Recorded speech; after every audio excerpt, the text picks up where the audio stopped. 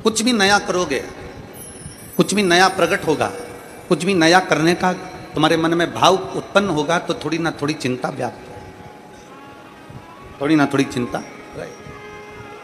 घर बना रहे हो, मकान बना रहे हो, थोड़ी चिंता बढ़ जाएगी। मेरा मकान बनना है, मकान का काम लगना है, कौन ठेकेदार आएगा, कौन करेगा, पैसा कहाँ से आएगा, कैसे व्यवस्था होगी, थोड़ी चिंता बढ़ जाएगी।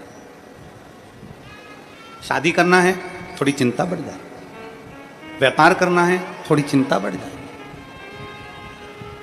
ऐसा नहीं कि चिंता नहीं बढ़ेगी। कोई फैक्ट्री खोलना है, कोई कार्य करना है, बच्चों को स्कूल भेजना है, शादी विवाह करना है, कोई आधिकाधिक कार्य करना है, कोई राजनीतिक समीकरण करना है, तो भी चिंता बढ़ती है। चिंता बढ़ती है। और ये चिंता केवल तुम्हारे को नहीं है, केवल ये चिंता संसार के लोगों को ही नहीं है, ये चिंता केवल मनुष्य को ही नहीं है। शिव महापुराण की कथा अपनी आनंदमय भाव में व्यास जी महाराज वर्णन करते हैं कि ये चिंता देवताओं को भी है। ये चिंता नाग और किन्नर, गंधर्व, अप्सरा सबको चिंता रहती है।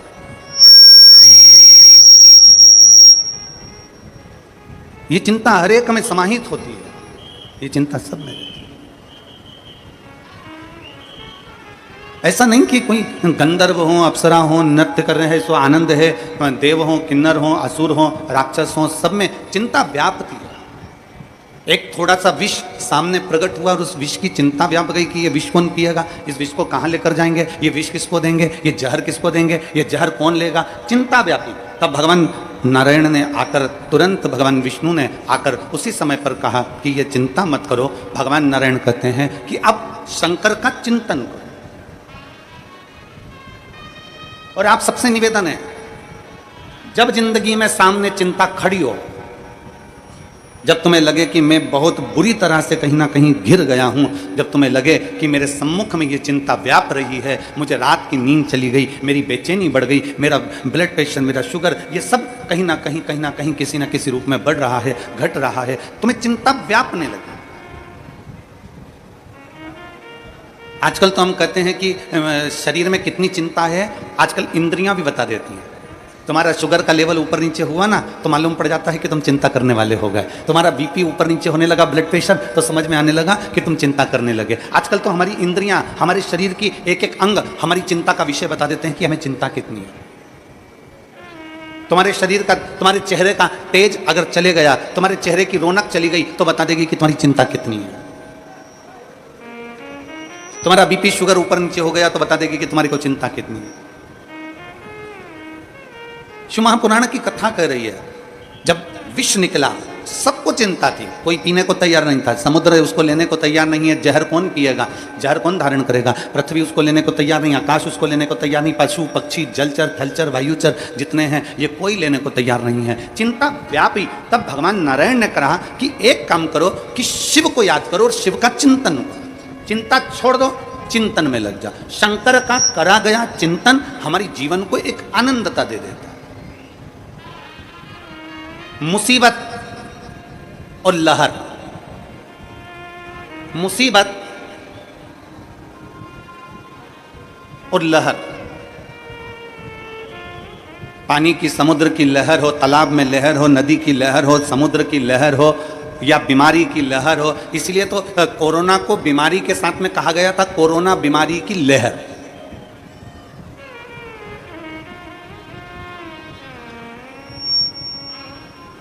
जब कोई बड़ी बीमारी आती है तो कह देते इसकी लहर चल रही है। लहर का मतलब क्या होता है?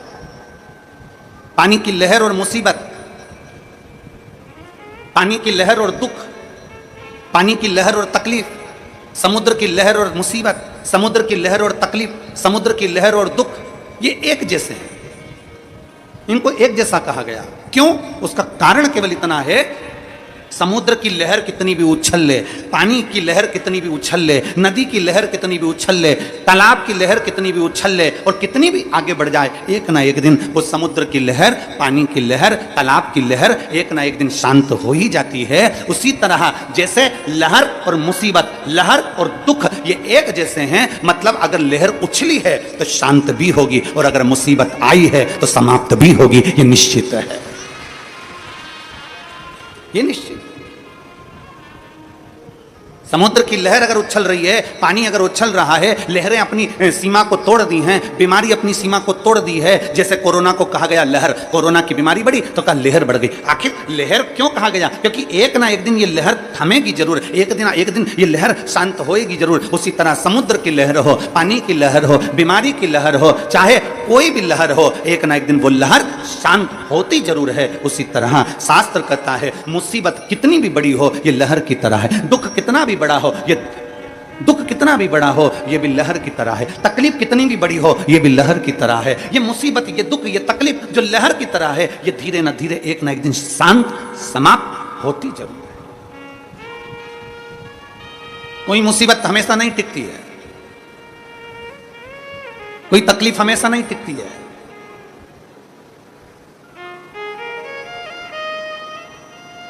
कोई मुसीबत, कोई तकलीफ, कोई कष्ट हमेशा नहीं रहता है, हमेशा नहीं रहता। एक ना एक दिन ये समाप्त होता चल जाएगा। भगवान देवताओं ने मिलकर, सभी देवों ने मिलकर कह दिया, भगवान नारायण ने सारे देवताओं से, सारे नागों से, किन्नर से, गंधर्व से, असुर से, पक्षियों से, पशुओं से, देवताओं से, सबसे कह दिया, सुर असुर सबसे कह दिया, चिंता ना करो, शंकर का चिंतन करो। अब जरा विचार करिएगा कि एक तरफ पूंछ पकड़ी गई है वासुकी नाग की, ये थोड़ा ऊंचा करिए, वासुकी नाग की एक तरफ पूंछ पकड़ी गई है, दूसरी तरफ मुख पकड़ा गया। एक तरफ पूंछ पकड़ी गई है, एक तरफ मुख पकड़ा गया, खींच रहे हैं उसको। अब शिव जी का चिंतन कैसे होगा?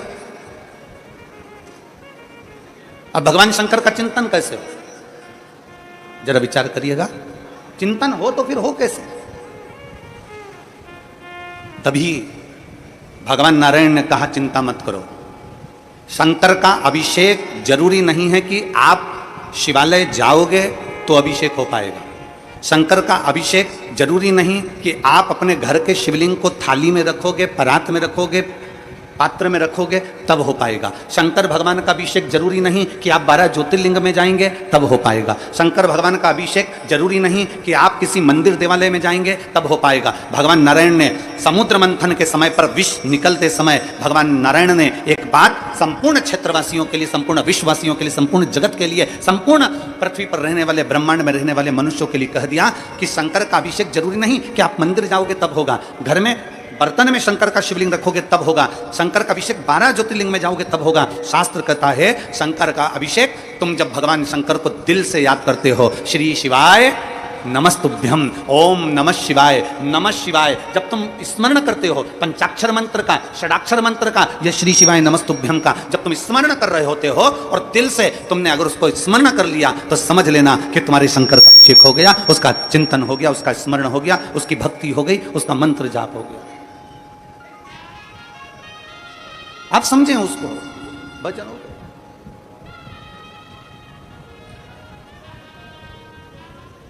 आप में से कितने लोग हैं जो भगवान के मंदिर में प्रसाद लेकर जाते हैं? जल्दी से हाथ उठाओ।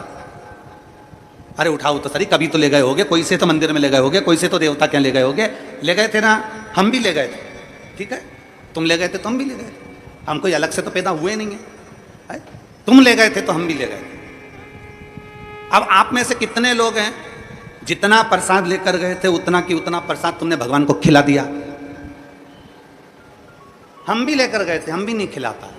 अगर तुम में कोई बैठा हो जिसने भगवान को 1 किलो मिठाई पूरी खिला दी, लड्डू पूरा खिला दिया, बर्फी पूरी खिला दी, कोई बैठा है? नहीं, ना हम है ना तुम, जैसे तुम वैसे हम, ठीक है। अब अंदर बैठा भगवान को तुमने भोग लगाया और तुमने वो प्रसाद वहां रख दिया, तुमने वो प्रसाद वहां दे दिया और भगवान को नमन कर कर कहा बाबा मैं तुम्हारे लिए ये भोग लेकर आई हूं, आप इसको पा लेना। जब शरीर में बहुत बड़ी बीमारी होती है ना, तो जो लोटा भरकर जल चढ़ाने वाले होते हैं ना, जो भगवान को जल चढ़ाते हैं, वो जल चढ़ाते चढ़ाते शंकर जी को क्या कहते हैं? बाबा बहुत बड़ी बीमारी हो गई, डॉक्टर ने मना कर दिया है। बाबा डॉक्टर कहता है कि ये किडनी नहीं चलेगी, ये लीवर नहीं चलेगा, बाबा मेरा थायराइड बढ़ गया, बाबा मेरी शुगर बढ़ गई, बाबा मेरा ब्लड प्रेशर गड़बड़ हो रहा है, बाबा मेरी आंखों की रोशनी चली गई, बाबा बहुत तकलीफ में हूँ। तब हम जब भगवान शंकर को जल चढ़ाते हैं ना, उस समय बाबा से कहते जाते हैं और बाबा से आखिरी में जल चढ़ाकर फिर कहते हैं बाबा मैंने जो जल समर्पित करा है ना बाबा, इसको अमृत कर दीजिए। मैंने सुना है आपकी जटा में गंगा है और गंगा अमृत का काम करती है। मैंने सुना है आपकी जटा में चंद्र है, चंद्र अमृत का काम करता है। बाबा मैंने सुना है आपके मस्तक पर सूर्य है, सूर्य अमृत का काम करता है। बाबा आपके पूरी शरीर में 33 कोटि देवता विराजमान है। बाबा जब मैं जल चढ़ाऊं ना तो इसको अमृत कर दीजिए और मेरे रोग को आपका जल का आचमन करते से ही मेरे रोग समाप्त कर दीजिए। शिव रोग को समाप्त कर दो।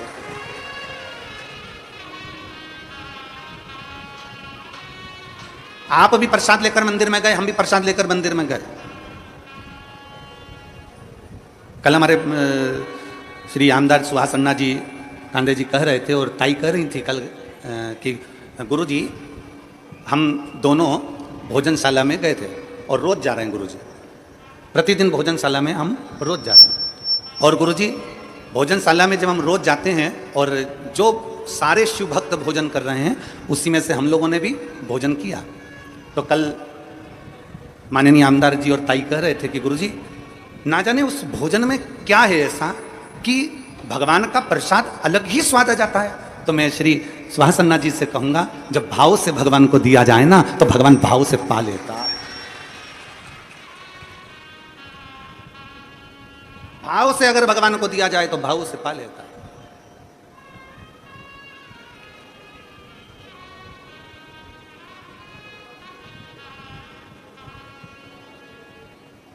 तीन लाख भक्त अगर यहाँ कथा सुनने के लिए आ रहे हैं, 2 लाख भक्त कथा सुनने के लिए आ रहे हैं, 4 लाख भक्त अगर कथा सुनने के लिए आ रहे हैं तो उसमें से कम 1.5 से 2 लाख भक्त ऐसे होते हैं जो भगवान शंकर का प्रसाद पाकर जाते हैं।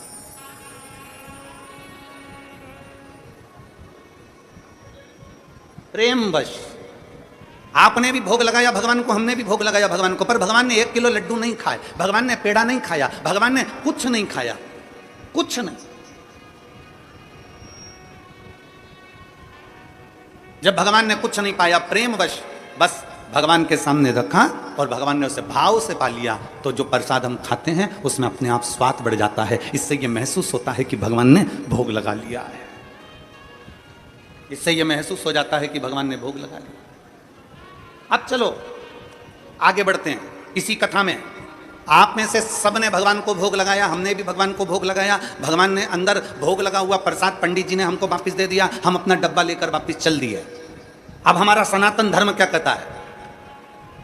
अब हमारा सनातन धर्म क्या वर्णन करता है कि मंदिर से जब प्रसाद का डब्बा लेकर निकलो तो उसमें से थोड़ा थोड़ा प्रसाद सबको बांटो। बोलो बोलता है कि नहीं बोलता? हमारा सनातन धर्म कहता है कि मंदिर में से प्रसाद लेकर निकलो तो उस प्रसाद में से वितरण कर दो।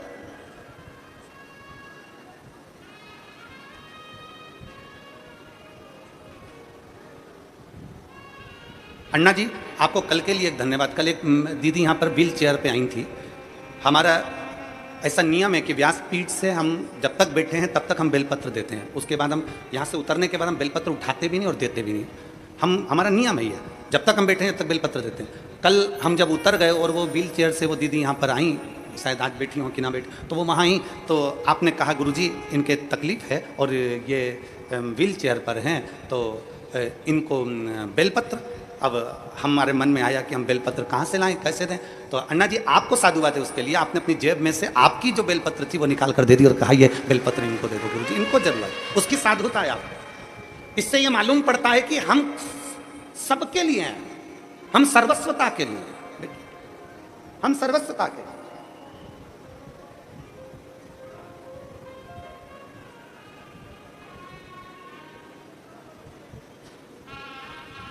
एक समर्पण का भाव किसको कहते हैं? हमारा सनातन धर्म कहता है आपके हाथ में मिठाई का डब्बा है ना, लड्डू का डब्बा है, मंदिर में भोग लगाया हुआ डब्बा आप लेकर चलते हो, उस डब्बे को बाहर लाकर वितरण क्यों किया जाता है? प्रसाद क्यों दिया जाता है? हमारे बद्रीनाथ से होकर आए तो प्रसाद दे दिया, वैष्णो देवी से होकर आए प्रसाद दे दिया, पंडरीनाथ से होकर आए प्रसाद दे दिया, हम शिरडी से होकर आए प्रसाद दे दिया, हम जगन्नाथ से होकर आए प्रसाद दे दिया, हम त्र्यंबक से होकर आए, हमने हमारे मोहल्ले में हमारे रिश्तेदारों को प्रसाद दे। ये नियम सनातन धर्म ने क्यों बनाया? उसका कारण क्या है? सनातन धर्म में ये नियम क्यों बना कि आप मंदिर से आओ तो प्रसाद दो? सनातन धर्म में ये नियम क्यों बना कि आप भीमा शंकर गए, वहां से दर्शन करके आए और आपने अपने पड़ोसियों को, रिश्तेदारों को, नातेदारों को छोटा छोटा पैकेट बनाकर प्रसाद का दिया, आपने किसी को प्रसाद दिया। ये प्रसाद हमारे सनातन धर्म में हम कहीं से होकर आते हैं, भगवान को भोग लगा कर आते हैं, ये प्रसाद क्यों देते हैं? उसका कारण है क्या? आखिर क्या हमारा सनातन धर्म में ये चीज क्यों बताई गई कि प्रसाद देना चाहिए? उसका कारण केवल इतना सा है कि मंदिर में जो भगवान बैठा है, जिसको हमने भोग लगाया है, वो अंदर बैठकर हमारे प्रसाद को भाव से खाता है, सामने प्रकट होकर नहीं खाता। पर उसी प्रसाद को जो बाहर मंदिर तक नहीं गए, उनको जब आप थोड़ा सा प्रसाद देते हो तो उनके अंदर बैठा हुआ शंकर उस प्रसाद को पा लेता है और उसका उद्धार कर देता है। तुझ में रब दिखता है, यारा में क्या करूं? हर एक में शिव दिखता है, यारा में क्या करूं?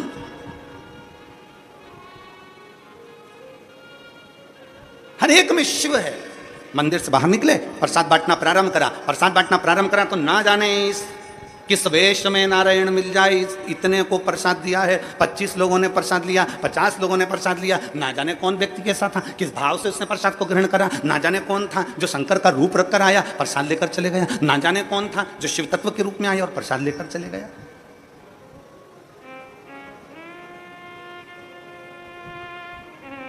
शिव महापुराण की 7 दिन की अगर कथा होती है या 5 दिन की कथा होती है, तो 5 दिन की कथा में 4 दिन जो व्यासपीठ की बेलपत्र रहती है वो औषधि की रहती है।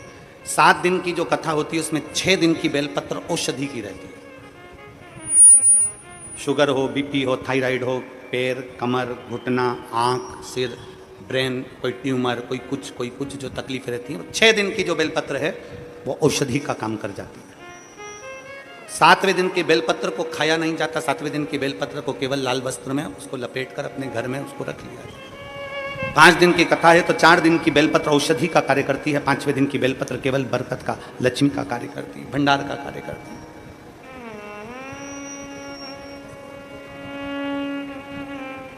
शिव महापुराण की बेलपत्र का बड़ा महत्व है। आप लोग कभी अगर शिव पुराण का, अगर तुम्हारे घर में अगर शिव पुराण हो तो उसको पढ़ेंगे तो उसमें बेलपत्र का महत्व आएगा।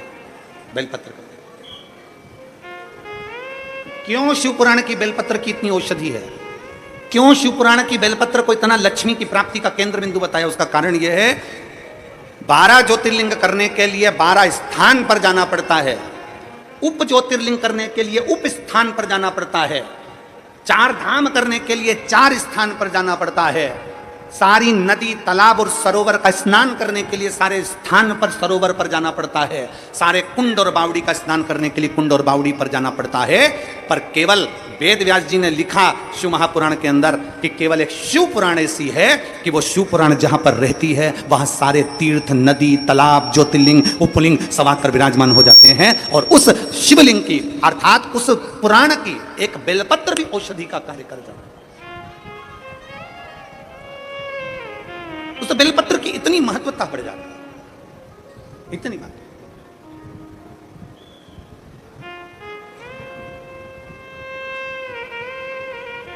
आज पूरे महाराष्ट्र का गौरव का विषय है।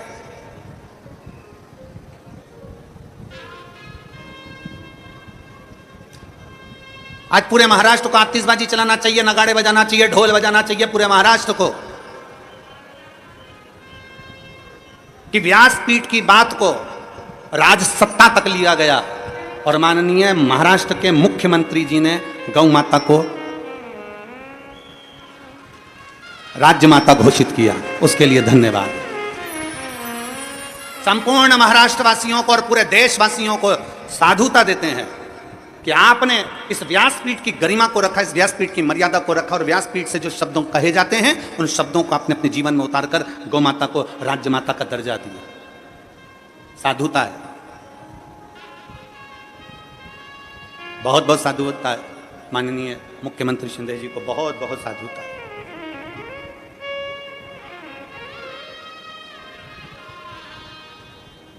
और मैं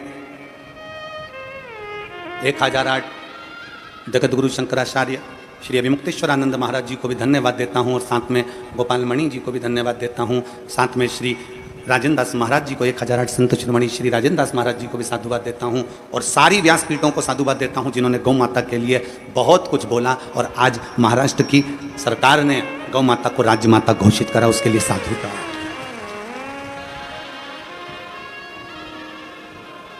और सारे संतों से निवेदन है, ये चिंगारी को बुझने मत देना।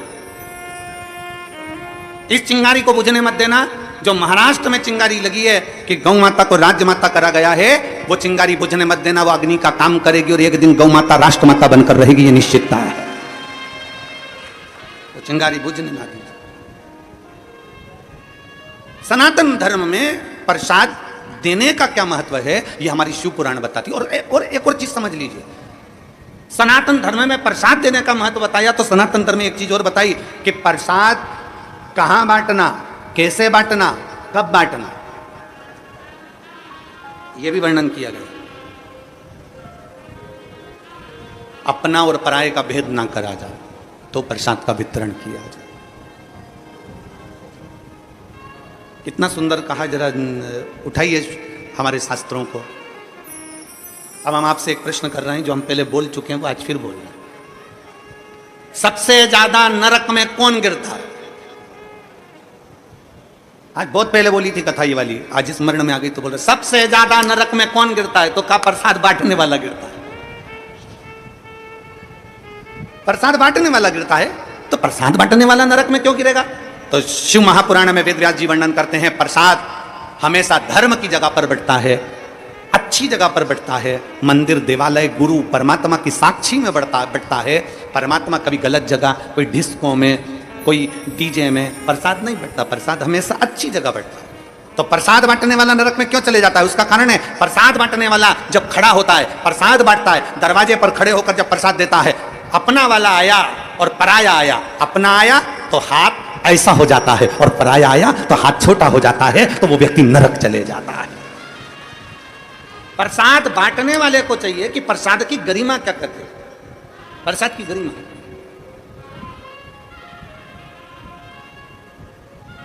कल हमने जो देखा यहाँ पर आमदार जी, बहुत अच्छा लगा उसके लिए, सुहास अन्ना जी, उसके लिए हम साधुता। आपने उन 3 बेलपत्र के 3 पत्ते में से भी हम बोले भी इनको कि आपको 3 पत्ते की बेलपत्र, अगर इनको 1 पत्ता देना हो तो 2 आप रख लीजिए। तो कहने गुरु जी आप उनका स्वास्थ्य खराब है, आप पूरा दे दो, पूरा दे दीजिए आप।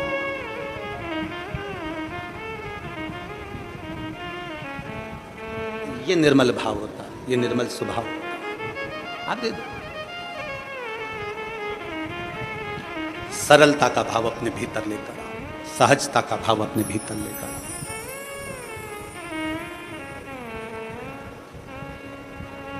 जब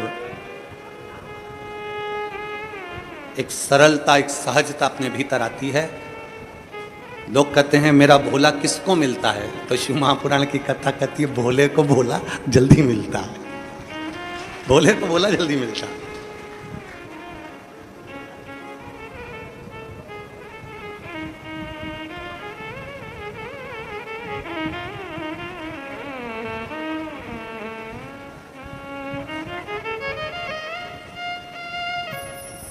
भगवान शिव की कथा कर रही है, चिंतन करो, चिंतन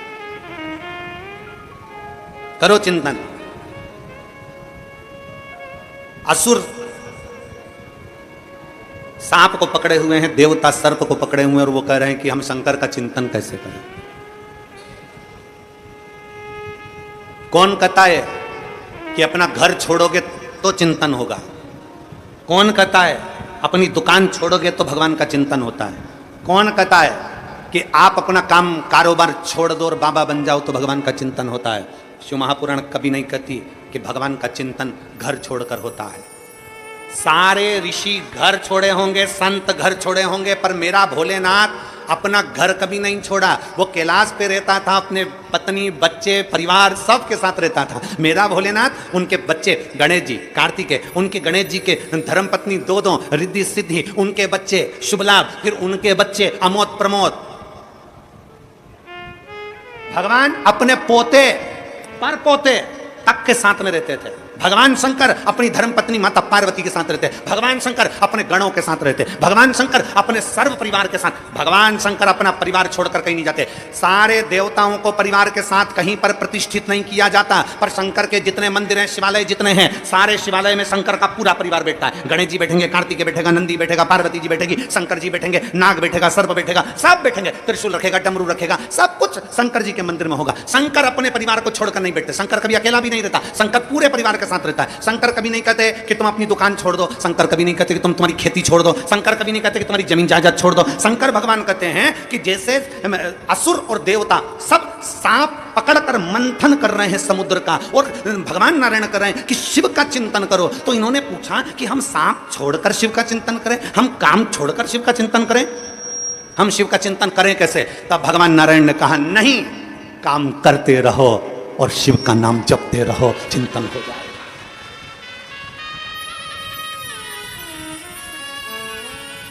काम करते रहो, नाम जपते रहो, शिव का चिंतन हो जाएगा।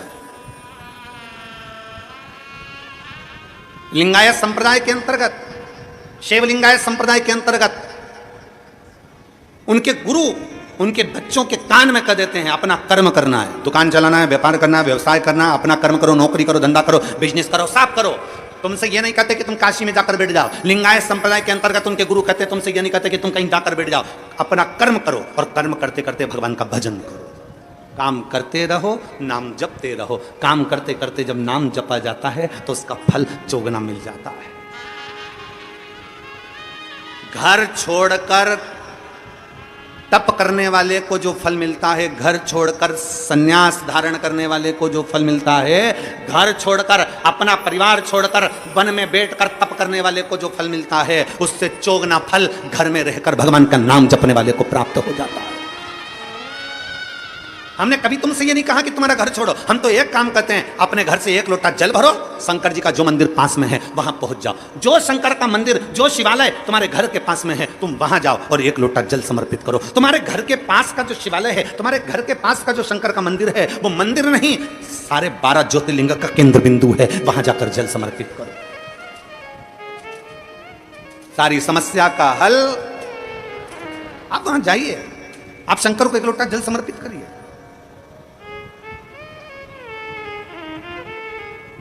आप शिव के द्वार जाइए, आप शंकर का भजन करिए। जैसे लहर शांत होती है, दुख भी शांत होता है, समस्या भी शांत होती है, टेंशन भी शांत होता है, पर थोड़ा सा शिव की भक्ति। लहर आई है तो थोड़ा सा उछलने दो, दुख आया है थोड़ा बढ़ने दो, तकलीफ आई है थोड़ा आएगा, कष्ट आया है थोड़ा आएगा, तकलीफ आई है थोड़ा आएगा। चिंता ना करो, शंकर की भक्ति करो, धीरे धीरे धीरे धीरे धीरे धीरे शांत हो जाए। अपने स्वभाव को, अपने मन को, अपने चित्त को विचलित मत होने दो।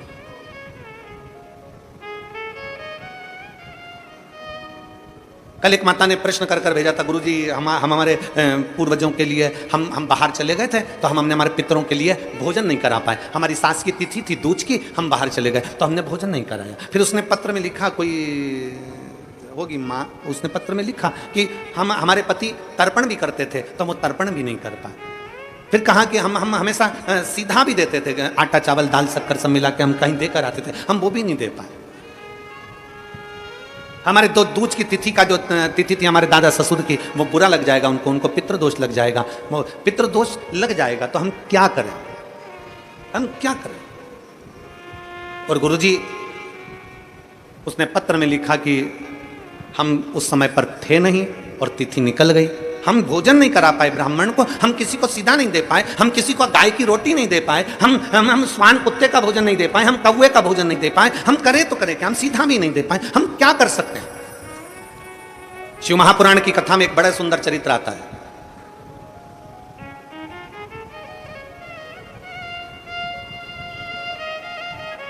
जब भगवान देवाधिदेव महादेव विराजमान थे, पितृलोक से पितरों के स्वामी आर्यमा, पितरों के स्वामी आर्यमा लेकर आए थे कौवे पर बिठाकर, और पृथ्वी पर उनको छोड़ा गया। कितने दिन के लिए? जम के बोलो, 16 दिन के लिए। बहुत ध्यान से सुनना कथा को। 16 दिन के लिए पृथ्वी पर पितरों को आर्यमा स्वामी ने पितरों के जो स्वामी थे आर्यमा, कौवे पर बिठा कर लाए और उनको सारे पितरलोक के जितने जीव थे सबको पृथ्वी पर छोड़ दिया। पितरलोक पूरा खाली, पितरलोक पूरा खाली, पूरा खाली। सारे पितर पृथ्वी पर आ गए, सारे पितर। अब पितर पृथ्वी पर आए, आर्यमा स्वामी पितरों के देवता कौवे पर लेकर आए, नीचे छोड़ दिया पृथ्वी लोक पर, मृत्यु लोक पर। ये पृथ्वी लोक किसका? वैकुंठ भगवान विष्णु का है, ब्रह्मलोक ब्रह्मा जी का है, इंद्रलोक इंद्र का है, गरुण लोक गरुण का है, वरुण लोक वरुण का है, सर्पलोक सर्पों का, पताल आदि सब सबका। ये पृथ्वी किसकी है? जम के बोलो, ये मृत्यु लोक का स्वामी कौन है? देव अधिदेव महादेव। मृत्यु लोक का स्वामी कौन? भगवान शंकर, भगवान शिव। जब आर्यमा स्वामी पितरों को लेकर आए, पृथ्वी पर लाकर छोड़ा, भगवान शंकर के सामने जाकर आर्यमा स्वामी ने कहा, बाबा भोलेनाथ, शंभु त्रिकालदर्शी कैलाशी अविनाशी है शिव, कृपा करिए। शंकर भगवान ने पूछा, क्या बात है आर्यमा? आर्यमा क्या हुआ? आर्यमा स्वामी ने कहा, बाबा भोलेनाथ, 16 दिन पितरों के पूर्ण हो जाएंगे, अमावस्या के दिन पितर अपने अपने पितृलोक में चले जाएंगे, सारे पितर पितृलोक में पहुंच जाएंगे, सारे पितर। आज पितरों की चतुर्दशी है, 14 से, कल अमावस्या है। बहुत सावधानी से सुनना, पूरे राष्ट्रवासियों से निवेदन है, इस कथा का स्मरण रखिएगा, अपने बच्चों को भी सुनाना, और टीवी चैनल की ये क्लिप अगर मिल जाए तो सारे विश्व में पहुंचाना कि ये पितरों का स्वामी आर्यमा स्वामी क्या कह रहा। पितरों के स्वामी आर्यमा स्वामी कहते हैं, प्रभु प्रभु, हे शिव शंकर, हे ओघड़दानी, हे भोलेनाथ, हे त्रिकालदर्शी कैलाशी अविनाशी, आपसे निवेदन है, 16 दिन श्राद्ध में पितृलोक पूरा खाली हो गया, पितरों को लाकर मैंने मृत्यु लोक में छोड़ दिया। सारे पितृ, सारे पूर्वज जितने मर कर चले जाते हैं, वो 16 दिन पृथ्वी पर आकर इन जीवों के रूप में फिरते हैं, दिखते नहीं हैं, जीव के रूप में रहते हैं, अणु जैसे। आपको क्या कहें, आप में से किसी ने एक आध बार ऐसा करा है क्या कि धूप में से कांच की रोशनी को छांव में दिखाओ? किसी ने करा है? धूप की रोशनी में से, कांच में से छांव में दिखाओगे तो वो जो रोशनी जा रही है ना, उसमें छोटे छोटे कण नजर आते हैं। किस किसने करा? जरा हाथ उठाओ जरा। हमने बचपन में करा। एक छोटा सा कांच का टुकड़ा लिया और उस कांच के टुकड़ों को धूप में से दिखाया, छांव में दिखाया, तो उस धूप में से दिखाने में उसमें एक रोशनी दिखती है, उस रोशनी में छोटे छोटे कण नजर आते हैं, छोटे छोटे कण नजर आते हैं। जितने छोटे कण उस रोशनी में नजर आते हैं, उससे भी 1000 गुना छोटा कण कर लो, उन कणों के रूप में पितर पृथ्वी पर विराजमान रहते हैं 16 दिन तक। कणों से भी कण छोटे, जीवात्मा के रूप में, संसारवासियों के भीतर एक कण के रूप में वो आते हैं। लोग कहते पितर आते हैं जरूर, मृत्यु लोक में आकर अपने अपने पूर्वज अपने अपने दरवाजे पर आकर खड़े होते हैं। जो गया है वो आस लेकर आता है। पितरों के आर्यमा स्वामी ने कहा कि ये 16 दिन सारे पितर पृथ्वी पर रहे, पितृलोक खाली हो गया, ये सब पितृलोक से आए हैं, इनके परिवार वाले भोजन देंगे, ये आस लेकर आए हैं। क्योंकि जैसे घर की बहू को सास से आस रहती है कि मेरी सास मुझे सोने की अंगूठी देगी, मेरी सास मुझे पायल देगी, मेरी सास मुझे वस्त्र देगी, मेरी सास मुझे ये देगी, उसी तरह घर के जो जीव चले गए, जो मर गए, जो शांत हो गए, जो चले गए, उनको आस रहती है कि हमारे घर का पर पोता, हमारे घर का पोता, हमारे घर का बेटा, हमारे घर की बेटी, हमारा दामाद, हमारा रिश्तेदार हमको भाग देगा। पहले घर जाते हैं, वहां नहीं मिलता तो नाना के घर जाते हैं, वहां नहीं मिलता तो फिर दूसरे बेटी दामाद के घर जाते हैं, कहीं से कुछ मिल जाए। तो आर्यमा स्वामी ने कहा अपने भोले बाबा से, हे शंभु, हे त्रिकालदर्शी कैलाशी, ये 16 दिन श्राद्ध के पितृ रहते हैं पृथ्वी पर, आखिरी में अमावस्या के दिन ये अपने घर को जाते हैं। बाबा, इनमें से कई पितर ऐसे हैं जिनको भोजन नहीं मिल पाता। जैसे उस बहन ने लिखा कि मैं नहीं थी, मैं नहीं थी। कई पितर ऐसे हैं जिनको भोजन नहीं मिल पाता। कोई एक साधन ऐसा बता दो शंकर भगवान, कोई एक साधन ऐसा बता दो भोलेनाथ कि अगर 16 दिन पितरों की कोई गलती भी हो गई हो, पितरों को भाग भी ना मिला हो, पितरों का अपमान भी हो गया हो, तो आखिरी दिन ऐसा कोई उपाय बता दिया जाए, आखिरी दिन ऐसा कुछ कर दिया जाए जिससे सारे पितर तृप्त होकर आशीर्वाद दें और उनके वंश को आगे बढ़ाने का, फलने फूलने का वर देकर पितर अपने घर को चले जाए। भगवान देवादिदेव महादेव मुस्कुराकर माता पार्वती जी की ओर देखे और माँ जगत जननी भगवान शिव की ओर देखी और भगवान शंकर ने कह दिया, सुनो आर्यमा,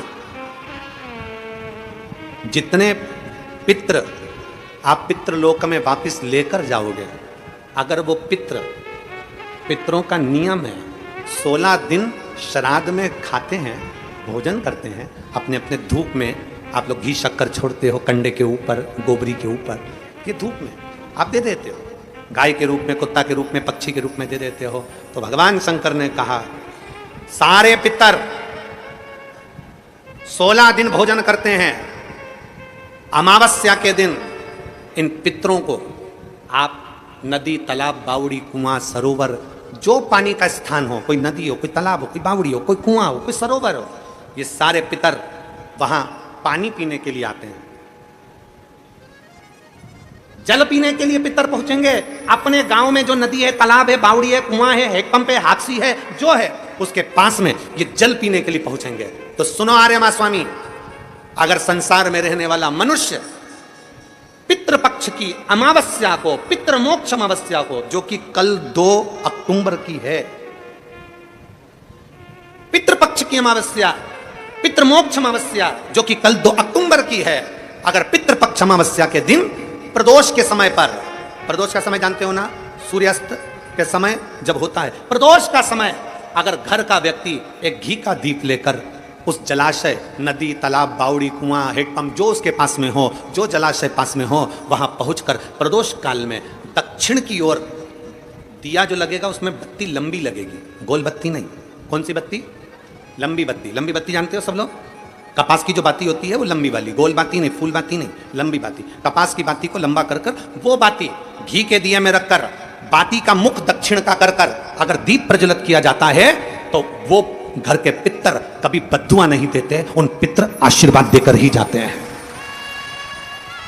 हमसे अगर अपमान हो गया, भोजन ना करा पाए, भाग ना दे पाए, कुछ तकलीफ हो गई, कोई कष्ट आ गया, हम हमारे पूर्वजों को नहीं पूछ पाए, तो पितृमोक्ष अमावस्या के दिन, मतलब कल 2 अक्टूबर को शाम के समय प्रदोष काल में, अपने पास में जो नदी हो, अपने पास में जो बावड़ी हो, अपने पास में जो कुआं हो, अपने पास में जो हापसी हो, अपने पास में जो हो तुम्हारे नजदीक में, और अगर कुआं, बावड़ी, हापसी, तालाब कुछ भी नहीं हो, तो पीपल का पेड़ या बट वृक्ष या पीपल का वृक्ष या बेलपत्री का वृक्ष, इसके नीचे, अगर तालाब, नदी, कुआं, बावड़ी नहीं है, तो उस वृक्ष के नीचे अगर दक्षिण की ओर बाती का मुख कर दिया जाए और वहीं पर बाती को जला दिया जाए, उस दीपक को प्रज्वलित कर दिया जाए और अपने पूर्वजों को प्रणाम कर कर वापिस अपने घर पर आइए, पितृदोष कभी नहीं हो सकता, पितृ शांत ही रहेंगे, पितृ शांत ही रहेंगे। भगवान शिव कहते हैं, सुनो आर्यमा स्वामी, ये प्रदोष काल का समय मेरा, और शंकर भगवान कहते हैं ये मेरा और पार्वती के भ्रमण का समय है। प्रदोष काल का समय 33 कोटि देवता, भगवान इंद्र अपनी इंद्राणी के साथ रोज घूमने नहीं जाते, नारायण भगवान अपनी लक्ष्मी के साथ रोज घूमने नहीं जाते, 33 कोटि देवता अपनी अपनी धर्म पत्नी के साथ रोज घूमने नहीं जाते, पर केवल एक देवाधिदेव महादेव ऐसे हैं जो अपनी धर्म पत्नी के साथ नंदी पर बैठकर प्रत्येक दिन, प्रतिदिन प्रदोष काल में शाम के समय मेरे शंकर पार्वती भ्रमण पर जाते हैं। भ्रमण।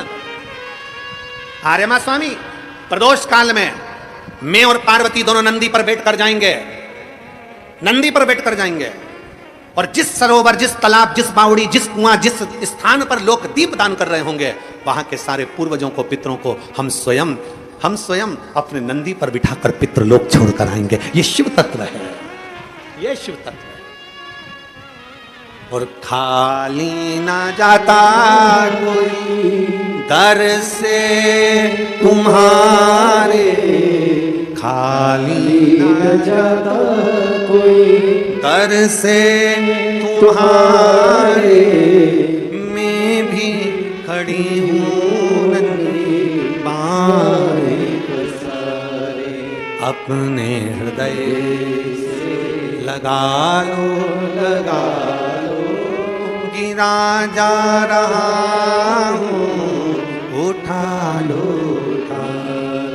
भोले अपने दर से अब तो ना टालो, गिरी जा रही हूँ, उठा लो।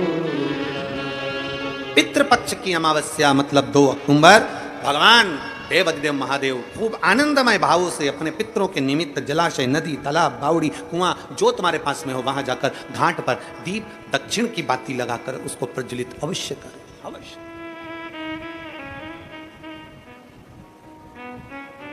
कोई मौका मिल जाए दान पुण्य करने का तो करो, सत्कर्म करने का मिल जाए सत्कर्म करो, भजन करने का मिल जाए भजन करो, स्मरण करने का मिल जाए स्मरण करो। हम फिर वापिस अंजुम ताई, स्वंजुम ताई जी को और आमदार सुहासन्ना जी को बहुत बहुत साधुवाद देते हैं।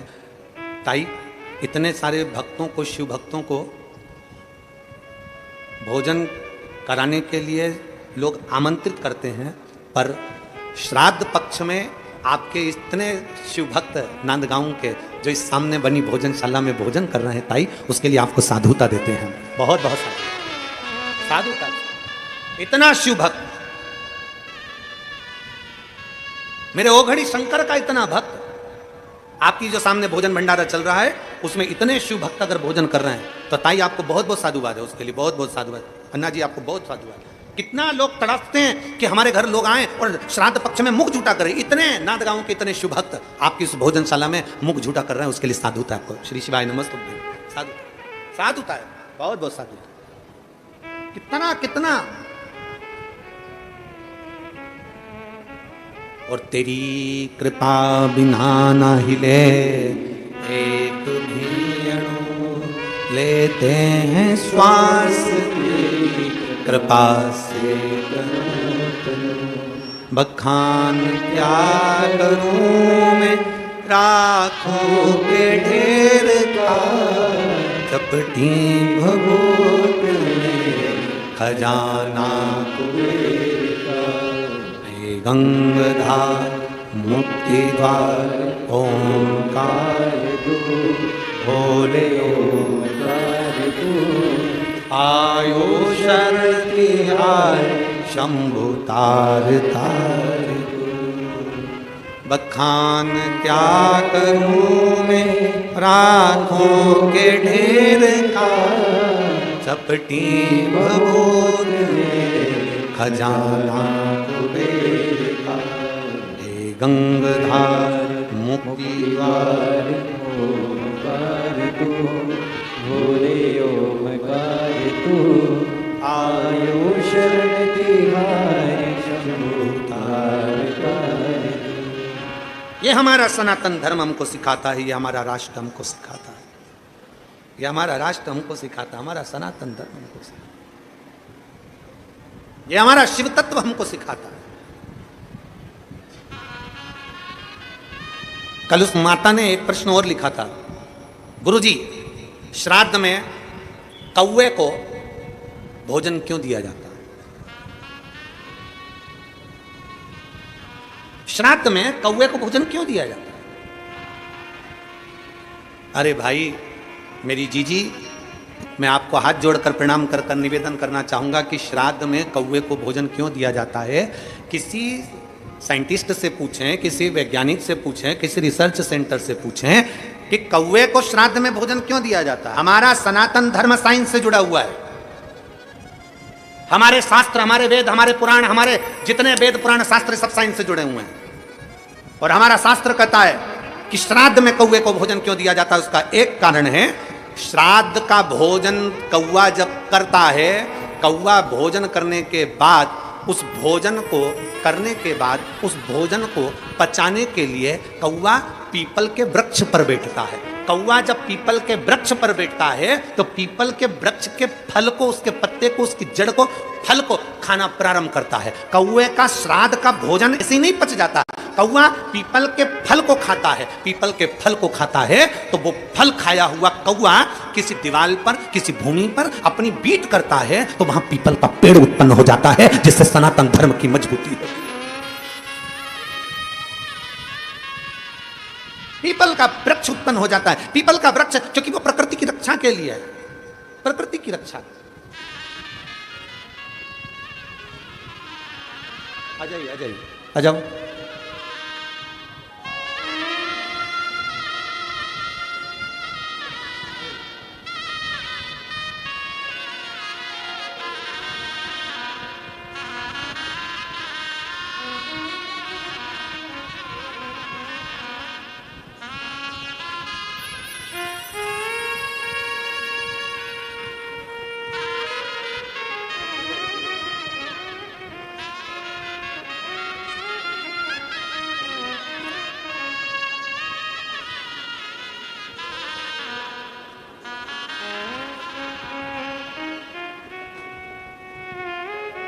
श्राद्ध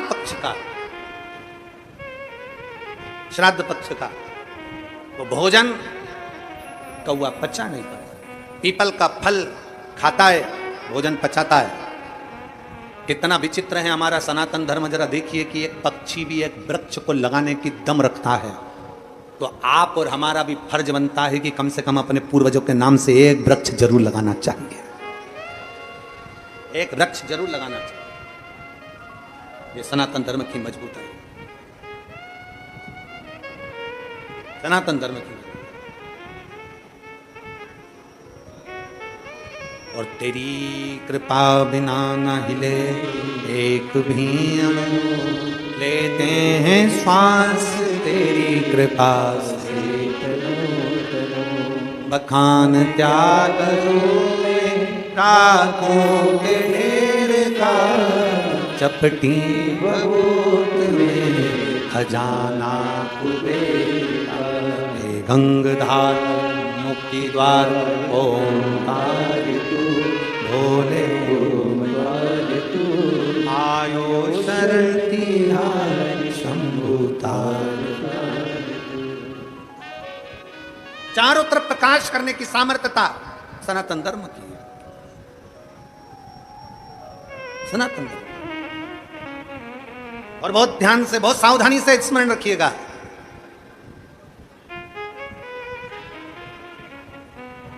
दिन में सूर्य प्रकाशित करता है, दिन में सूर्य प्रकाशित करता है, रात्रि में चंद्र प्रकाशित करता है। दिन में सूर्य प्रकाशित करता है, रात को चंद्रमा प्रकाशित करता है, रात को चंद्र प्रकाश करता है, और तीनों लोक में सनातन धर्म प्रकाश करता है। यह हमारा ये हमारा सनातन धर्म है। दिन में सूर्य प्रकाश करता है, रात में चंद्र प्रकाश करता है, और तीनों लोक में सनातन धर्म प्रकाश करता है।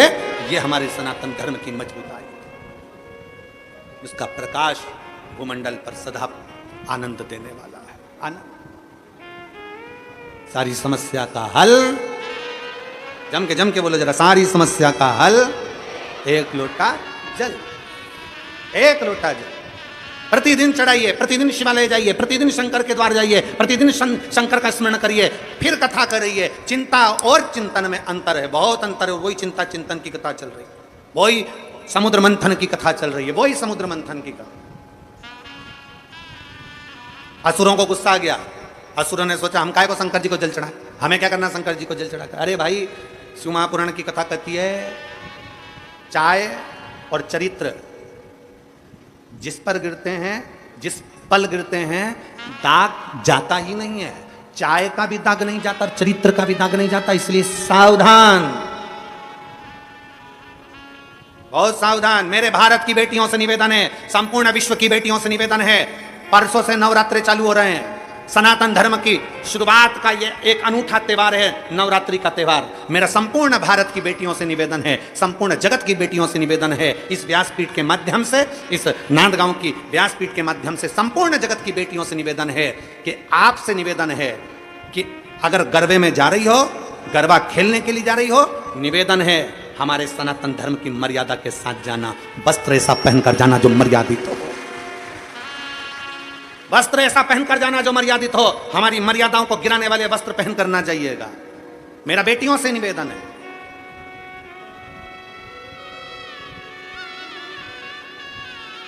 और इस भूमि से इसलिए कह रहा हूं क्योंकि ये हमारे बीच में बैठी हैं अंजुम ताई, सो अंजुम ताई। मैं आपके सम्मुख में ये बात इसलिए कह रहा हूं क्योंकि आप यहाँ की सारी बेटियों को, सारी महिलाओं को एक ऊर्जा देते, अगरबत्ती बनाने का, धूप बत्ती बनाने का, कप बनाने का, बेग बनाने का, ये करने का, आप बेटियों को ऊर्जा देते। इसलिए इस व्यासपीठ से ये शब्द निकला कि मेरा भारत की बेटियों से निवेदन है कि अपनी मर्यादा ना भूलें।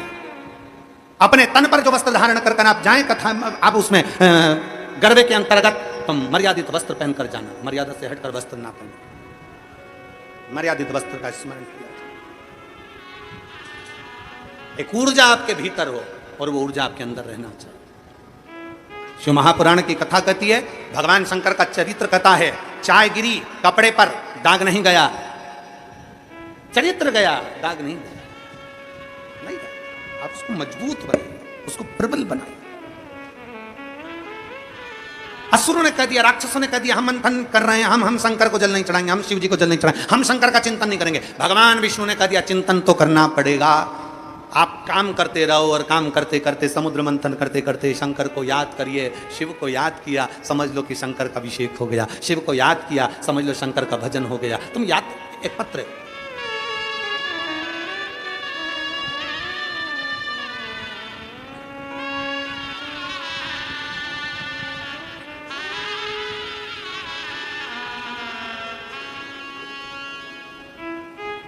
हम एक दिन की कथा सुनने के लिए मालेगांव आ गए और मालेगांव में एक दिन की कथा सुनी। और कथा सुनने के बाद मेरे पति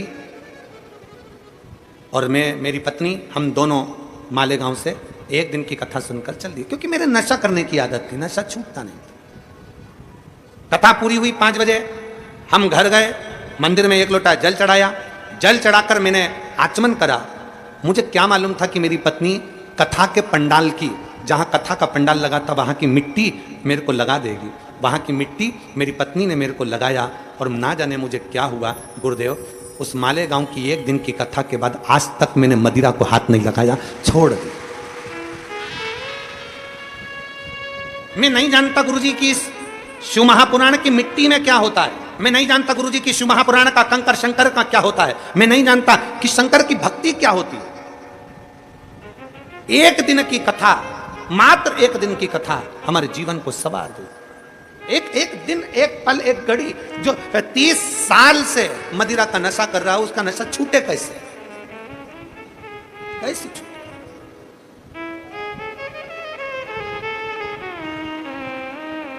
आए क्या? आ जाओ।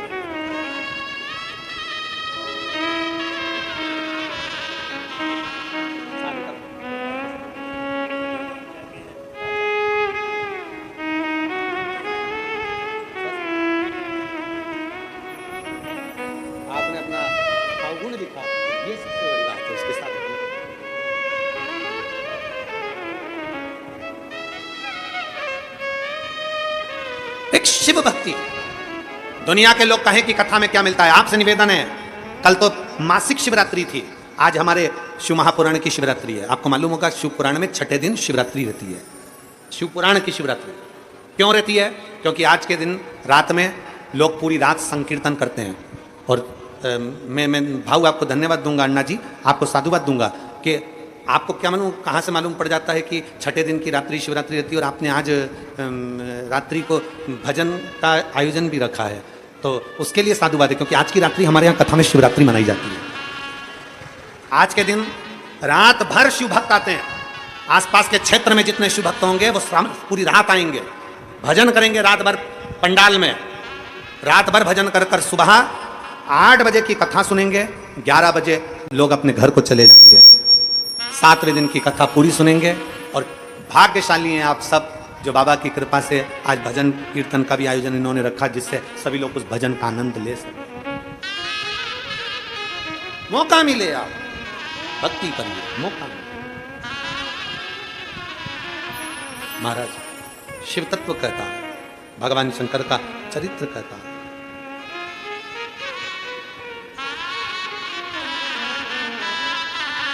भगवान शंकर का पवित्र चरित्र वर्णन कर रहा है। अब दया करो हे भोलेनाथ, मस्त रहूं तेरी मस्ती में। अब दया करो हे भोलेनाथ, मस्त रहूं तेरी मस्ती में। मेरे सिर पर रख दो अपना हाथ, मस्त रहूं तेरी मस्ती में। मेरे सिर पर रख दो अपना हाथ, मस्त रहूं तेरी मस्ती में। मेरे सिर पर रख दो अपना हाथ, मस्त रहूं तेरी मस्ती में। मेरे सिर पर रख दो अपना हाथ, मस्त रहूं तेरी मस्ती में। अब दया करो हे भोलेनाथ, मस्त रहूं तेरी मस्ती में। अब दया करो हे भोलेनाथ, मस्त रहूं तेरी मस्ती में।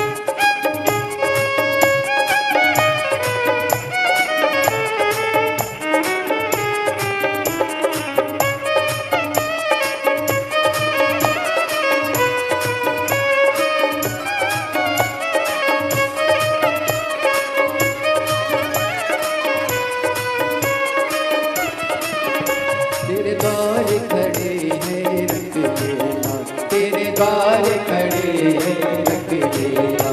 मैं तो झूम झूम के नाचूं आज, मैं तो झूम झूम के नाचूं आज। तेरे द्वार खड़े हैं रख लेना, तेरे द्वार खड़े हैं रख लेना।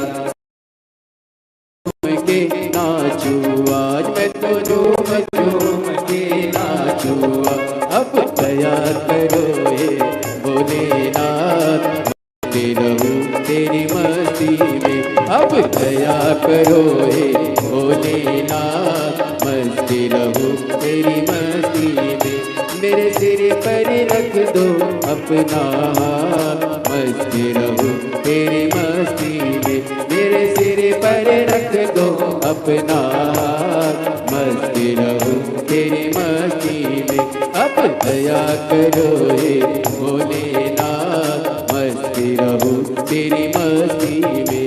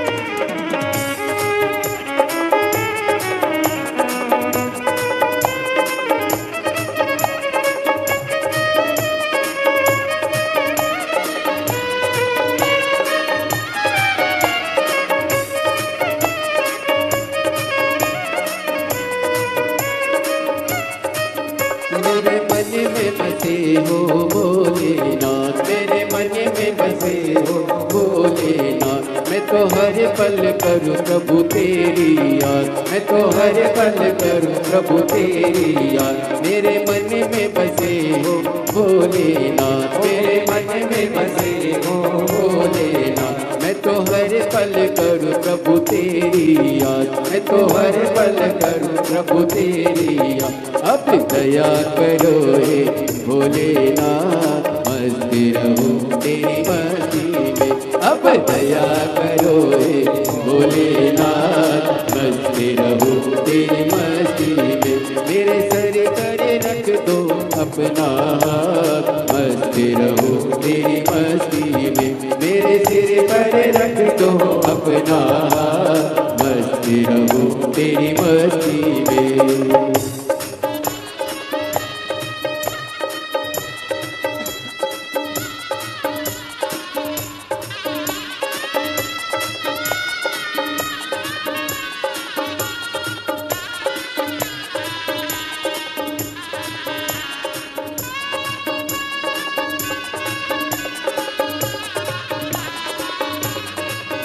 जय हो।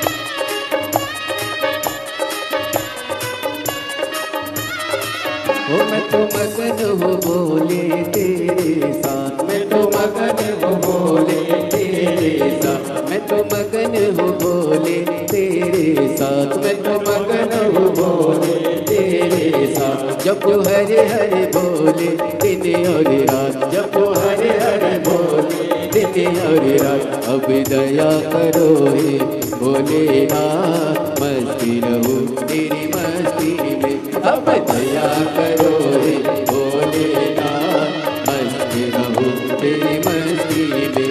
मेरे सिर पर रख दो अपना मस्ती रहूं तेरी मस्ती में। ओ मेरे सिर पर रख दो अपना हाथ, मस्त रहूं तेरी मस्ती में। अब दया करो हे भोलेनाथ, मस्त रहूं तेरी मस्ती में। अब दया करो हे भोलेनाथ मस्त रहूं तेरी मस्ती में। अब दया करो हे भोलेनाथ, मस्त रहूं तेरी मस्ती में। अब दया करो हे भोलेनाथ मस्त रहूं तेरी मस्ती में। अब दया महाराष्ट्र वालों गरबा आता है, गरबा आता है आप लोगों को। अब दया, जिसको गरबा आता है जरा एक बार बड़े प्रेम से अपनी अपनी जगह पे बड़े भाव से।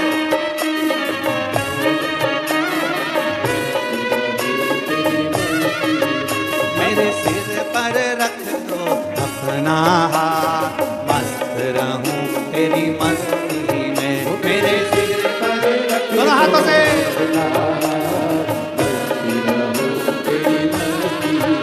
मेरे सिर पर रख दो अपना हाथ, मस्त रहूं तेरी मस्ती में। रायगढ़ छत्तीसगढ़ तो सुधा 500 रुपए, सीताराम जी पारासर की तरफ से, सागर मध्य प्रदेश से 11,000 रुपए की सौरसी आपने जो अन्य क्षेत्र में चल रहा है उसमें 11,000 रुपए की सौरसी की बहुत बधाई से आपके सदस्य आपने की। राजकुमार जी सोनी की तरफ से दुर्ग छत्तीसगढ़ तो सुंदर 1,000 रुपए, राधिका जी देवांगन की तरफ से भोपाल मध्य प्रदेश से 500 रुपए, आनंद जी जोशी की तरफ से तमिलनाडु से सुंदर 500 रुपए, सुरेश जी आयुष जी की तरफ से महासमुंद छत्तीसगढ़ से सुंदर 21 रुपए की सौरसी आप समर्पित की। आयुष आरपी जी श्रीवास्तव की तरफ से मराठी से सुंदर 500 रुपए, रमेश सिंह जी ठाकुर की तरफ से राजनांदगांव छत्तीसगढ़ से सुंदर 500 रुपए, तेजपाल जी साहू की तरफ से रामपुर छत्तीसगढ़ से 1,000 रुपए, भारती देवी उदयपुर राजस्थान से सुंदर 500 रुपए, युवराज जी यादव की तरफ से इंदौर मध्य प्रदेश से सुंदर 500 रुपए, नंद कुमार जी तारा देवी जी की तरफ से भिलाई छत्तीसगढ़ तो सुंदर आपके 600 रुपए की सौरसी समृद्ध की। ऋषिकेश जी निर्मालकर की तरफ से हिमाचल प्रदेश से 1,000 रुपए, स्वर्गीय लक्ष्मीबाई जी साहू की तरफ स्पति में महाराष्ट्र तो सुंदर 500 रुपए, प्रवीण जी साहू की तरफ से बालोद छत्तीसगढ़ तो सुंदर 500 रुपए, गमीन बाई जी की तरफ से दुर्ग छत्तीसगढ़ तो सुंदर 2100 रुपए की सौरसी आपने समृद्ध की। चंपाबाई जी की तरफ से रामगढ़ उत्तर प्रदेश तो सुंदर 500 रुपए की सौरसी आपने समृद्ध की बहुत बहुत बधाई।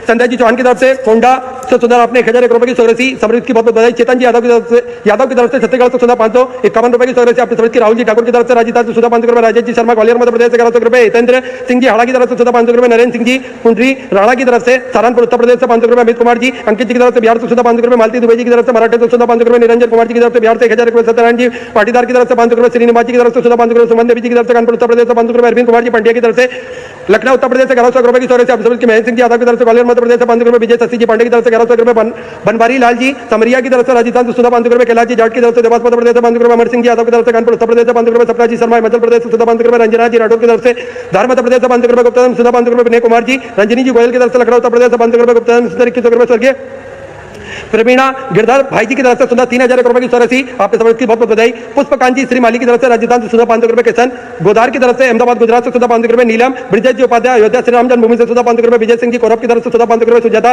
जी जयसवाल की तरफ से 551 रुपए, कंचा जी पाल की तरफ से 500 रुपए, हुकुम चंद जी मोदी की तरफ से कोटा राजस्थान से 1100 रुपए, सरोज बालाजी यादव की तरफ से उत्तराखंड से सुंदर 500 रुपए, गुप्ता सुंदर 551 रुपए, गुप्तान सुंदर 1100 रुपए, सुभद्रा जी पांडे की तरफ से मैनपुर उत्तर प्रदेश से 5,100 रुपए की सौरसी आपने। बाबा कुबरेश्वर धाम में समृद्ध की बहुत बधाई से विचार आपके सदस्य से समृद्ध की। मुनील कुमार जी साहू की तरफ से पट्टा बिहार से सुधा 500 रुपए, ठाकुर कल्लू जी महाराज की लिए अजमेर राजस्थान से 511 रुपए की सौरसी आपने समृद्ध की बहुत बधाई। गुप्तदान में सुधा 1111 रुपए, यश जी गोयल की तरफ से 1,001 रुपए, निखिल जी गुजर की तरफ से हरियाणा से सुधा 551 रुपए, ऋतुराज जी गोस्वामी की तरफ से इंदौर मध्य प्रदेश से 500 रुपए, गुप्तदान में सुधा 1100 रुपए, स्वर्गीय सुनील मुरलीधर जी पाटिल की स्पति में सुंदर 500 रुपए, अनिल कुमार जी की तरफ से 1551 रुपए की सौरसी आपने समृद्ध की। रमेश चंद जी प्रजापति की तरफ से बिहार से सुधा 500 रुपए, रंजनी बालाजी की तरफ से इंदौर मध्य प्रदेश से 511 रुपए, राम कुमार जी तिवारी की तरफ से 500 रुपए, अनिल जी शर्मा बाराबंकी उत्तर प्रदेश से 500 रुपए, गुप्तदान में शिमला हिमाचल प्रदेश से सुधा 500 रुपए, किशन जी बहादुर की तरफ से अयोध्या श्री राम जन्मभूमि से सुधा 500 रुपए, ईश्वर जी राठौर की तरफ से कोरबा छत्तीसगढ़ से सुधा 500 रुपए, छाया सिंह जी की तरफ से कानपुर उत्तर प्रदेश से 500 रुपए, गौरीशंकर जी वर्मा मथुरा उत्तर प्रदेश से 21,000 रुपए की सौरासी देकर आजीवन भोजन मंडल एक संस्था ग्रहण करी, सुनहरे अक्षरों में अपना नामांकित कराया। बहुत बहुत बधाई। शुद्ध विचार आपके सदस्य से आपने समर्पित की। श्री गौरीशंकर जी वर्मा श्री कृष्ण जन्मभूमि मथुरा उत्तर प्रदेश से आपने सुंदर सौरासी समर्पित की।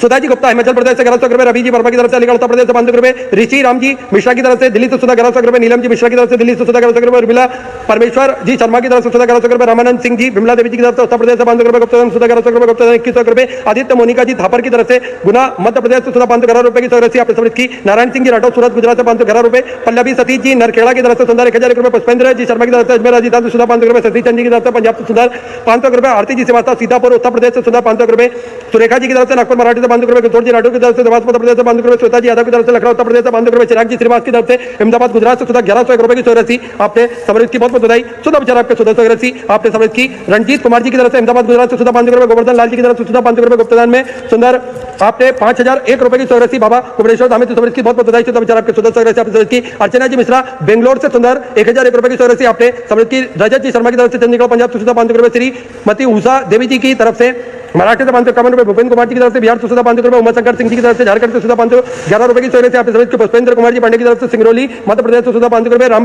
बाबू राव जी शिवाजी की तरफ से महाराष्ट्र से सुधा 500 रुपए की राशि आपने समृद्ध की। रंजना महेश जी फरीदाबाद हरियाणा सुधा 500 रुपए, मंजू जी की तरफ से कोलकाता वेस्ट बंगाल से सुधा 500 रुपए की राशि आपने समृद्ध की। गिरजा प्रसाद जी की तरफ से पटना बिहार से सुधा 500 रुपए की राशि आपने समृद्ध की। पवन कुमार जी शर्मा की तरफ से सीकर राजस्थान से सुंदर आपने 500 रुपए की राशि समृद्ध की। सभी दाताओं को मैं हृदय की अनंत गहराई से नमन करता हूं, दंडवत करता हूं, प्रणाम करता हूं। सुंदर स्वराशि आपने समृद्ध की। जो भक्त अपनी स्वराशि मंदिर गौशाला वृद्धाश्रम अन्य क्षेत्र बाबा कुबरेश्वर धाम में समृद्ध करना चाहते हैं वे टीवी स्क्रीन पर श्री विठलेश्वर सेवा समिति का 2 account number axis bank account central bank of India का चल रहा है, दोनों में से किसी में भी अपनी स्वराशि जमा कर अपना नाम व्हाट्सएप पर भेज सकते हैं। आइए सीधे व्यासपीठ की शरण में चलते हैं। पूज्य गुरुदेव के सानिध्य में हम सभी आज 6वें दिवस की कथा श्रवण करेंगे। जय जय श्री राधे, हर हर महादेव, श्री शिवाय नमस्तुभ्यं।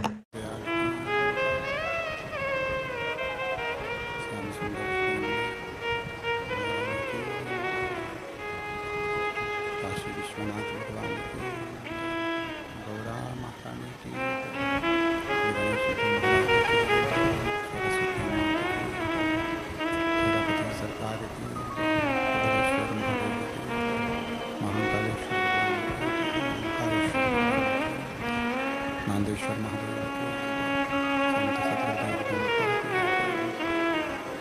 चिंता चिंता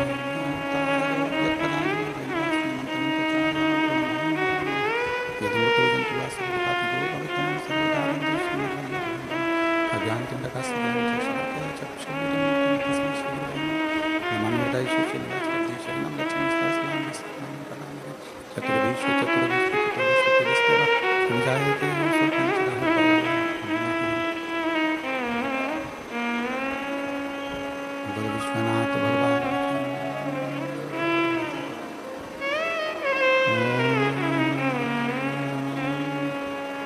नमः शिवाय, नमः शिवाय, नमः शिवाय,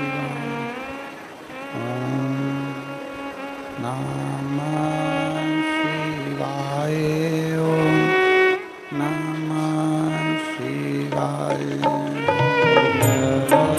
शिवाय, नमः शिवाय,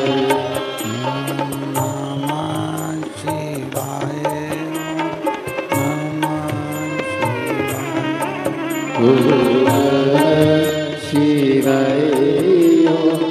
नमः शिवाय, नमः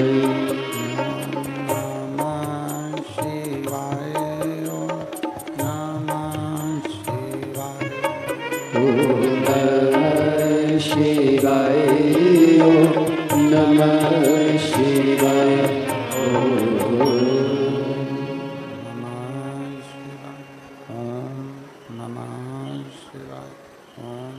नमः शिवाय, नमः शिवाय,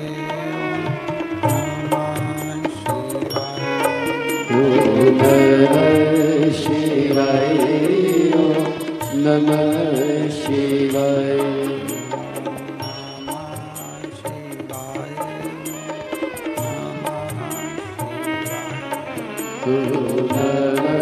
शिवाय, नमः शिवाय, नमः शिवाय,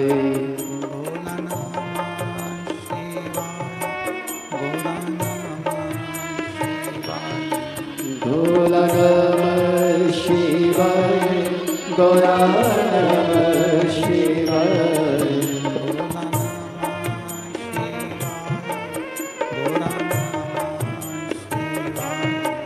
भोला शिवाय गणा शिवाय नमः शिवाय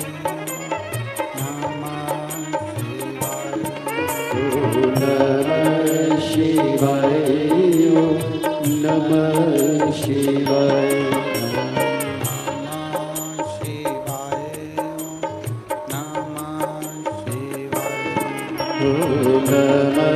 शिवाय नमः शिवाय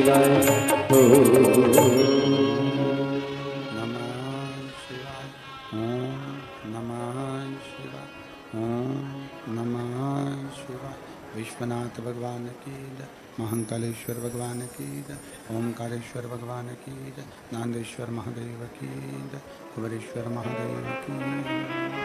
हर हर महादेव, हर हर महादेव, हर हर महादेव। भगवान देवाधिदेव महादेव भगवान शिव, जिनकी पुनीत पावन शिव महापुराण की कथा भगवान शिव की कृपा से, उनकी करुणा, उनकी उदारता से आप और हमको श्रवण करने का सौभाग्य प्राप्त हुआ है। बड़े भाग्यशाली हैं भगवान देवाधिदेव महादेव के सभी श्रोता शिव भक्त। नांदगांव महाराष्ट्र की ये पवित्र धरा, जहाँ पर आप और हम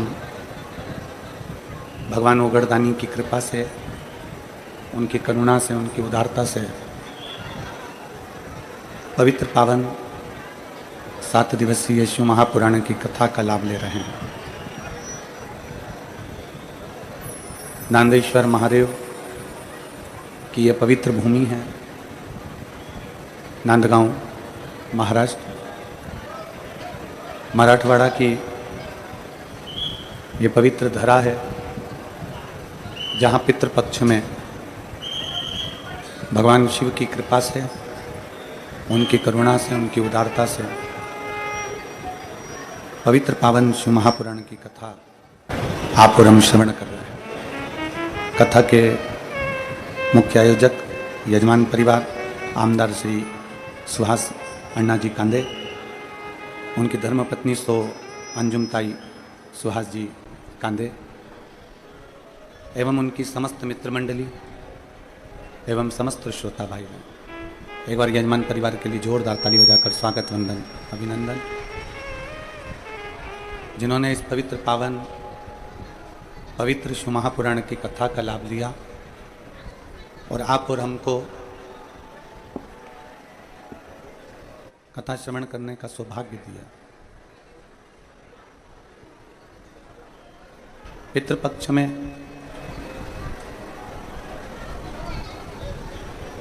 ये पवित्र श्राद्ध पक्ष की जो कथा है, ये केवल आपके और हमारे लिए ही नहीं, आवाज नहीं जा रही है पीछे, यह केवल आपके और हमारे लिए ही नहीं, बल्कि अपने पूर्वजों के लिए, अपने पितरों के लिए और संपूर्ण विश्व के कल्याण के लिए, संपूर्ण जगत के उद्धार के लिए।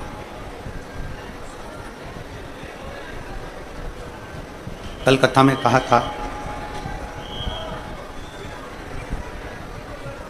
कि एक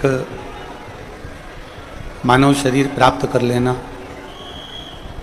मनुष्य का शरीर ले लेना मूल नहीं, बल्कि उस मानव शरीर के साथ भगवान शंकर की अविरल भक्ति को प्राप्त कर लेना।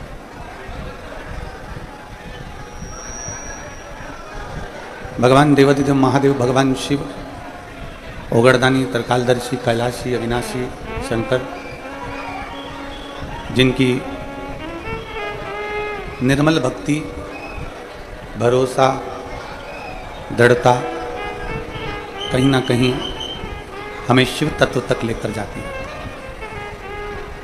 भगवान शंकर तक लेकर जाती है। कल कथा में एक बात कही थी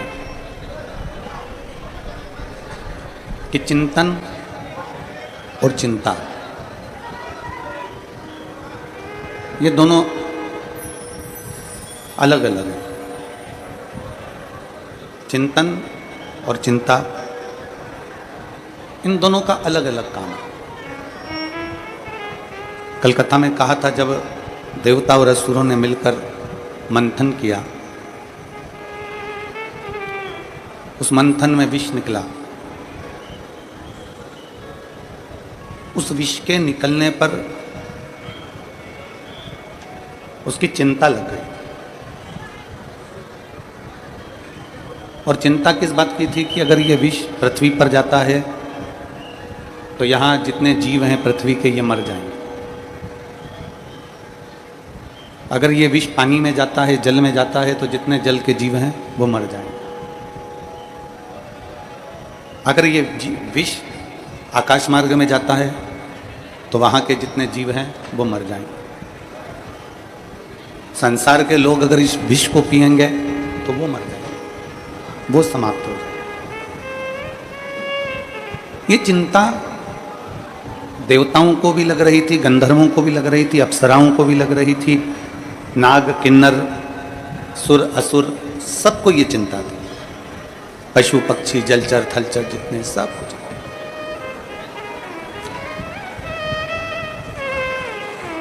तभी भगवान विष्णु का, भगवान नारायण का आगमन हुआ और भगवान नारायण ने कहा कि ये चिंता करने का विषय नहीं है, ये चिंता का विषय नहीं है, अब ये विषय है चिंतन करने का। अब हम क्या कर सकते हैं? अब ये विष निकल गया है, ये विष प्राप्त हो गया है, ये विष सामने आ गया है, तो इस विष का हम क्या कर सकते हैं? देखिए, जितने शिव भक्त इस कथा को सुन रहे हैं आस्था चैनल के माध्यम से, फेसबुक, यूट्यूब के माध्यम से, और इस नांदगांव की इस पवित्र प्रांगण में, भगवान शिव की इस पवित्र भूमि पर, समय, आप लोग जो कथा सुनने के लिए बैठे हो, नांदगांव वालों को ये कथा मिली है, ये मनवाड़ वालों को ये कथा मिली है, इस क्षेत्र वालों को ये कथा मिली है। हो सकता है कि कथा बाद में हो और हो, आसपास के क्षेत्र में हो, पर शिव महापुराण की कथा कहती है कि समय और अवसर,